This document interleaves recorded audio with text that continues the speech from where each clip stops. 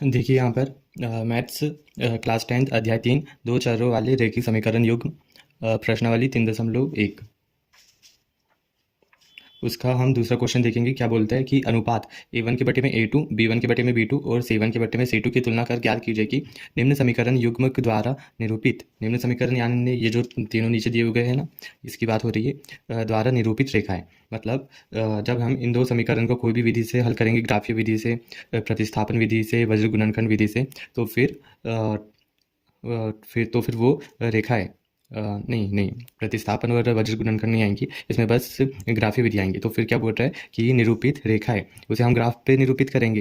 तो फिर वो रेखाएं बिंदु, मतलब एक बिंदु पर प्रतिच्छेद करती है, समांतर है अथवा संपाती है।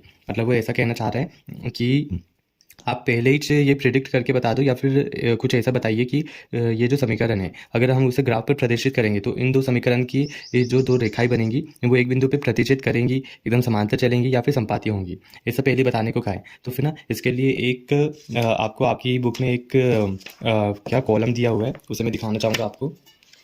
देखिए यहाँ पर ये है सारणी 3.1। पुरानी बुक में कोई और पेज नंबर पे हो सकती है, ये तो 30 पे है।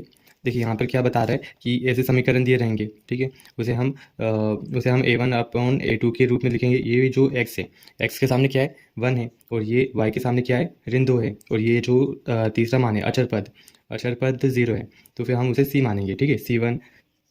जैसे कि ये -20 है तो हम इसे c2 मानेंगे। तो फिर ये सब इसकी वैल्यू ना हम इस फॉर्मूले में रखेंगे, a1/a2, b1/b2, c1/c2। और अगर उनका उनका अनुपात देखेंगे और उनकी तुलना करेंगे इन समीकरण से। ये समीकरण बहुत ही इंपॉर्टेंट है, इसे आप याद रखिएगा कि जब ऐसी स्थिति होंगी तो मतलब ये जो इसकी वैल्यू है, हम इस समीकरण में मतलब तुलना करेंगे, मतलब इस हिसाब से रखकर उसे काटेंगे पीटेंगे। फिर अगर ऐसी स्थिति बनती है तो फिर रेखा क्या होंगी, प्रतिच्छेद करेंगी, मतलब ऐसा, ठीक है।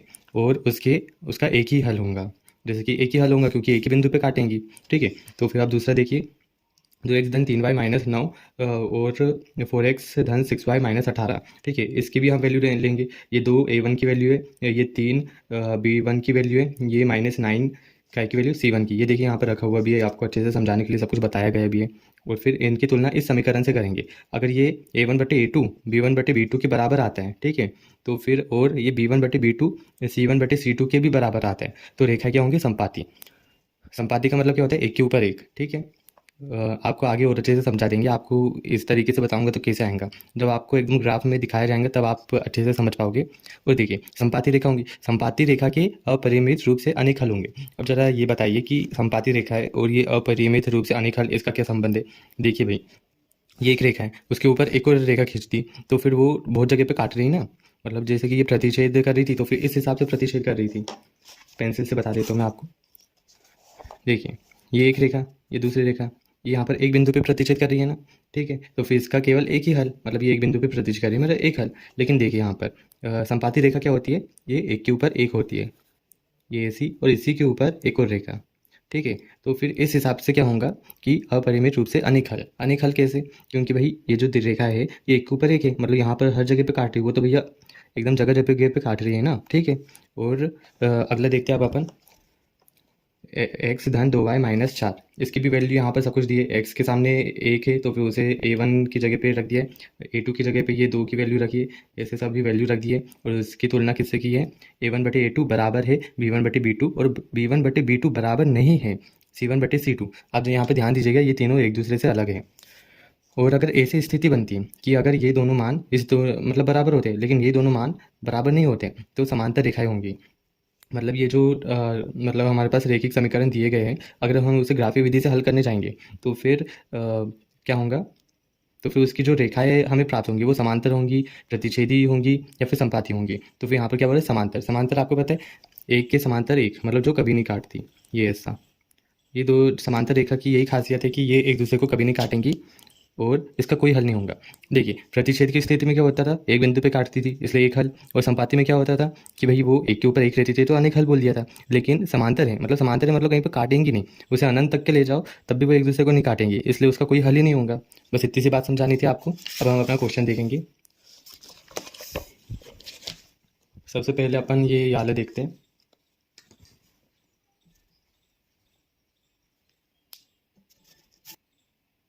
देखिए बहुत आसान है, करने में भी आपको मज़ा आएगा। हल देखिए क्या है। पहला हम लिख लेते 5x माइनस 4y धन 8 बराबर से 0। ये अपना समीकरण 1। ओके, बस इतना सा करना है। 7x धन 6y माइनस 9 बराबर से 0। यह आ गया समीकरण 2। ठीक है, अब क्या करना है आपको, यहाँ पर समीकरण 1 और 2 की तुलना किससे करनी है? वो जो अपन ने देखे के थे ना, एक मिनट में उनका नाम भूल गया हूँ, उसे कुछ भी बोल सकते हैं, अनुपातों की समीकरण 1 और 2 की तुलना। नहीं, यहाँ पर तो हम पहले समीकरण से करेंगे। रैखिक तुलना, रैखिक व्यापक समीकरण युग्म से करने पर अब ये भाई व्यापक समीकरण क्या है? रैखिक व्यापक समीकरण युग्म। ये और कुछ नहीं है, ये बस बताते हैं कि कोई भी जो समीकरण रहता है वो इस रूप में रहता है। पहले किस रूप में? ax धन B Y plus C equals to 0। Okay, तो फिर देखिए, इसे हम a1 मान लेते हैं, इसे b1 मान लेते हैं और इसे c1। ओके, और दूसरा भी देख लेते हैं। ये ax धन by धन c इक्वल्स टू 0। इसे a2, इसे b2 और इसे c2। बस इसमें कुछ मेहनत करनी थी क्या? अपन ने ये समीकरण लिखा, ये लाइन लिखी और वो रैखिक व्यापक समीकरण लिख दिए। अब इनकी तुलना इससे करेंगे। ठीक है, कैसे करेंगे? देखिए, ये 5 है, लेकिन यहाँ पर क्या x के साथ ये 5 है और ये x के साथ a1 है, मतलब a1 का मान कितना है? 5 है। यहाँ पर भी वैसे ही कहानी है। ये y के साथ कौन है? यहाँ पर b1 है, यहाँ पर ऋण 4 है, तो b1 की वैल्यू ऋण 4 होंगी। यहाँ पर c1 है अकेला, तो फिर यहाँ पर भी अकेला 8 है, तो फिर इसकी वैल्यू क्या होंगी? इसी हिसाब से ये भी समीकरण रहेगा। अब हम तुलना करते हैं। a1 की वैल्यू बताइए आप, 5 होंगी। b1 की बताइए, ऋण 4 होंगी। c1 की बताइए, 8 होंगी। अब a2 की वैल्यू क्या है? 7 है। b2 की वैल्यू क्या है? 6 है। और C2 की वैल्यू ऋण 9। ये कहानी ही ख़त्म हो गई। अब हमें इनकी तुलना किससे करनी है? उस समीकरण से करनी है कि a1 बराबर से a2 है, b1 बराबर से b2 है, मतलब a1 बटे a2 बराबर है या नहीं है b1 बटे b2 के। तो फिर देखते हैं हम। हाँ देखिए, इसमें यहाँ पर ऐसा लिख लीजिए, तुलना करने पर। अब देखिए, a1 बटे a2 बराबर से b1 बटे b2 बराबर से c1 बटे c2। ओके, इतना लिख लिया। a1 की जगह पे 5, a2 के बटे में a2 की जगह पे 7, वैसे b1 की जगह पे ऋण 4 और b2 की जगह पे 6 आएगा। अब देखिए, ये 5/7 ऋण 4/6 के बराबर है या नहीं है? नहीं है, मतलब पहली शर्त लगती है। पहली शर्त कौन सी है? a1 बटे a2 बराबर नहीं है b1 बटे b2 के। आया आपको समझ में यहाँ पर हो क्या रहा है? देखिए, हमने क्या किया यहाँ पर, हमें समीकरण दिया हुआ था, हमने उसमें a1 a2 ये सब की वैल्यू निकाली, उसे ज़रा सा सुव्यवस्थित तरीके से जमाया और उसमें देखा कि a1 बटे a2 बराबर है या नहीं है b1 बटे b2। यहाँ पर बराबर नहीं है, इसलिए पहली शर्त लग रही है। अगर ये बराबर होते तो दूसरी शर्त लग सकती थी, और अगर ये दोनों बराबर होते और ये दोनों बराबर नहीं होते तो ये तीसरी शर्त लगती। लेकिन अभी कौन सी लग रही? याली। इसका मतलब क्या है? अगर उन समीकरण से हम जो रेखाएँ ग्राफ पर प्रदर्शित करेंगे तो वो रेखाएँ प्रतिच्छेद करेंगी या नहीं करेंगी? करती है। ठीक है, और उसका एक हल होगा। मतलब अब हम लास्ट में लिख सकते हैं जो अपन को पूछा गया था। देखिए क्या पूछा गया था कि निम्न समीकरण युग्म द्वारा निरूपित रेखाएं एक बिंदु पर प्रतिच्छेद करेंगी, समांतर है या फिर समपाती है। तो फिर क्या है? प्रतिच्छेद कर रही है ना, प्रतिच्छेद करती है, मतलब अपन क्या लिख सकते हैं आखिरी में? अतः रेखाएं रेखाएं अतः रेखाएं बिंदु, मतलब एक बिंदु पर प्रतिच्छेद करेंगी। ओके, यहाँ पर इसका खेल ही खत्म हो गया। क्या किया अपन ने? ये समीकरण 1 2 लिखा, उसकी तुलना ये व्यापक समीकरण से की। व्यापक समीकरण ये थे, उसमें a1 a2 ये सब की वैल्यू निकाली, उसकी तुलना की ये इस समीकरण से, और फिर उसमें देखा कि भाई a1 बटे a2 बराबर है या नहीं है। अगर बराबर नहीं है, इसका अर्थ है कि भाई वो प्रतिच्छेद करेंगी। ठीक है, अब हम नेक्स्ट देखते हैं। याला, इसे हल करेंगे। 9x धन 3y धन 12 इक्वल्स टू 0, इसे समीकरण 1 दे दो। अब 18x धन 6y धन 24 इक्वल्स टू 0, ये समीकरण 2। ओके, अब हमें क्या करना है, ये जो समीकरण 1 है, समीकरण 1 और समीकरण 2 की तुलना किससे करेंगे बताइए? की तुलना रैखिक व्यापक समीकरण युग्म से करने पर। ओके, क्या है भाई रैखिक व्यापक समीकरण युग्म? यह है बाजू वाला, इसी को छाप देता हूँ। धन b1y धन c1 इक्वल्स टू 0 और ये a2x धन b2y धन c2 बराबर से 0। अब a1 a2 b1 b2 c1 c2 की वैल्यू निकाल लेते इससे। ठीक है, a1 की वैल्यू बताइए आप 9, b1 की बताइए 3, c1 की बताइए 12, a2 की बताइए 18, b2 की बताइए 6, c2 की बताइए c2 की 24। ओके, अब तुलना करेंगे हम। ठीक है, तुलना करने पर किससे करेंगे हम? ये a1 बटे a2 और ऐसे b1 बटे b2 बराबर c1 बटे c2 से। ओके, देखिए अब यहाँ पर a1 की जगह पे क्या रख दूँ? 9 रख दूँ, a2 की जगह पे 18 रख दूँ, b1 की जगह पे क्या रखूँ? 3, b2 की जगह पे 6 और ऐसे c1 की जगह पे 12 और c2 की जगह पे 24। ओके, अब देखिए आपको लग रहा होगा कि यहाँ पर तो भैया मतलब ये जो मतलब वैल्यू है a1 बटे a2 बराबर से b1 बटे b2, ये तो एक दूसरे के बराबर नहीं लग रहे। लेकिन आप ज़रा ध्यान से देखिए यहाँ पर ये दोनों एक दूसरे से कट रहे हैं। ये 9 एकम 9, 9 दूनी 18, ये 3 एकम 3, 3 दूनी 6, 12 एकम 12, 12 दूनी 24, सब एक दूसरे के बराबर आ गए। 1/2 बराबर से 1/2 बराबर से 1/2। अब बताइए ये कौन सी शर्त है? ये ना तीसरी शर्त है, दूसरी शर्त है। मतलब a1 बटे a2 बराबर b1 बटे b2 बराबर c1 बटे c2। और ये कौन सी स्थिति होती है? संपाति की स्थिति। मतलब ऐसी स्थिति तब बनती है जब वो समीकरण से ग्राफ पर वो रेखाएं एक दूसरे के ऊपर चढ़ती हैं।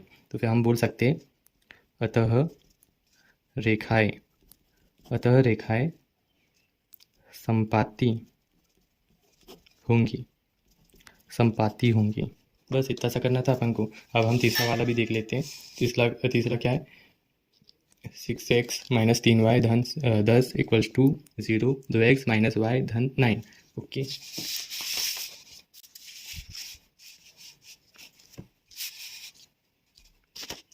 यहाँ पर हम एक बार फिर से लिख लेते हैं, कोई दिक्कत नहीं है इसमें। क्या है तीसरा वाला?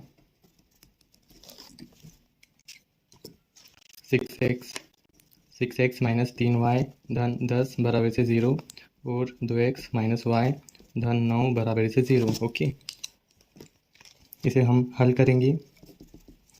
6x माइनस 3y धन 10 बराबर से 0, इसे समीकरण 1 दे दो। 2x माइनस वाई धन 9, ये 9 है, थोड़ा सा y जैसा बना दिया मैंने, ये हो गया समीकरण 2। अब समीकरण 1 और समीकरण 2 की तुलना किससे करेंगे बताइए आप? की तुलना रैखिक व्यापक समीकरण युग्म से करने पर। क्या है भाई ये रैखिक व्यापक समीकरण युग्म? वो ऐसे लिखते हैं a1x प्लस b1y धन c1 इक्वल्स टू 0 और a2x प्लस b2y धन c2 बराबर से 0। अब हम इसमें से a1 a2 b1 b2 c1 c2 इसकी वैल्यू निकालेंगे क्योंकि हमें इसी की ज़रूरत है। a1 क्या है? a1 है अपना 6, b1 क्या है? ऋण 3 और c1 कितना है? 10 है। ओके, अब a2 देखते हैं अपन, 2 है, b2 कितना है? ऋण 1 है। यहाँ पे देखिए ये ऋण 1 होता है, मतलब इसके सामने कुछ नहीं, मतलब 1 होता है। ओके, अब c2 देखिए 9 है। अब इसकी तुलना हम करेंगे, यहाँ पे लिख लेता हूँ, तुलना करने पर किससे करेंगे? a1 बटे a2 बराबर b1 बटे b2 बराबर c1 बटे c2। अब यहाँ पर a1 का मान रखिए, a1 का मान कितना है? 6 बटे में a2 का 2 बराबर b1 का मान ऋण 3 बटे में b2 का मान ऋण 1 बराबर c1 का मान कितना है? c1 का मान 10 बटे में c2 का मान 9। अब देखिए यहाँ पर आपको मज़ा आ जाएगा। ये 2 एकम 2, 2 तिया 6, ये ऋण ऋण का धन, और ये तो कट नहीं रहा है, ठीक है। 3 के बटे में 1 बराबर से 3 के बटे में 1 और बराबर नहीं है 10 के बटे में 9। देखिए ये इसके बराबर है, लेकिन ये दोनों इसके बराबर नहीं है। ये कौन सी शर्त होती है? ये होती है तीसरी शर्त। मतलब A1 बराबर, मतलब A1 बटे A2 बराबर होते हैं B1 बटे B2 के, लेकिन B1 बटे B2 बराबर नहीं होते C1 बटे C2 के। ओके, और इस स्थिति में क्या होगा कि अतः रेखाएं रेखाएं कैसी होती हैं? इस स्थिति में रेखाएं समांतर होती हैं, होंगी, समांतर होंगी। देखिए अगर आप ना इसे ग्राफी विधि से हल करेंगे तो फिर उसे जब ग्राफ में अंकित करेंगे तो फिर इन दोनों रेखाओं से जो, मतलब इन दोनों समीकरण से जो रेखाएं बनेंगी वो ना एक दूसरे के समांतर होंगी। आप इसे ना प्रैक्टिकल करके भी देख सकते हैं। ओके।